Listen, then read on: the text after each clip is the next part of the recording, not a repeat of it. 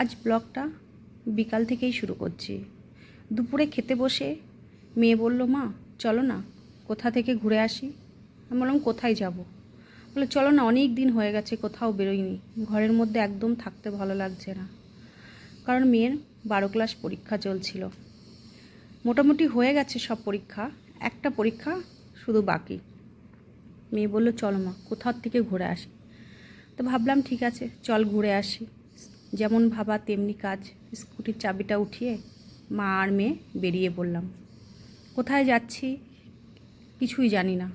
মেয়ে বলছে, চলো মা এই দিক থেকে ঘুরে আসি, ওই দিক থেকে ঘুরে আসি। যেদিকে একটু ফাঁকা মনে হচ্ছে সেদিকেই বেরিয়ে পড়লাম। তো একটা মার্কেটের উদ্দেশ্যে আবার যাচ্ছি, কিন্তু যেতে যেতে এই রাস্তাটা এত সুন্দর লাগছে যেতে।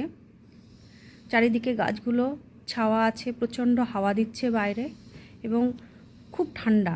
দুপুরবেলা অবশ্য একটু গরম থাকে, রৌদ্রের তাপটা অনেক বেশি এখানে। তো সেইভাবেই আমি আর আমার মেয়ে এগিয়ে যাচ্ছি। তো যেতে যেতে মনে হলো একটা মার্কেটে আমার কিছু কাজ পড়ে আছে। তো সেইভাবেই মেয়ে বলল, তাহলে চলো ওখানে গিয়ে কাজটা কমপ্লিট করে ফিরে আসি। তো সেইভাবে গাড়িটাকে অন্যভাবে ঘুরিয়ে চলে যাচ্ছি সেই মার্কেটের উদ্দেশ্যে। আমার ঘর থেকে মার্কেটটা বেশ 10 থেকে 15 মিনিট লাগে।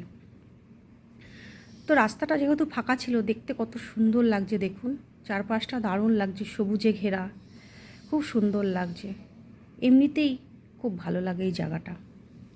তো ধীরে ধীরে ধীরে ধীরে আমি আর আমার মেয়ে কথা বলতে বলতে ওই মার্কেটের উদ্দেশ্যেই যাচ্ছি, অনেক দিন পড়ে থাকা কিছু কাজ করার জন্য।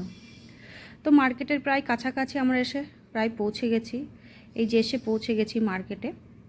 তো এখানে একটু ভিড় থাকে, তো সেইভাবে আমি কোথায় এসেছি, কী কাজে এসেছি আমি দেখাতে পারলাম না।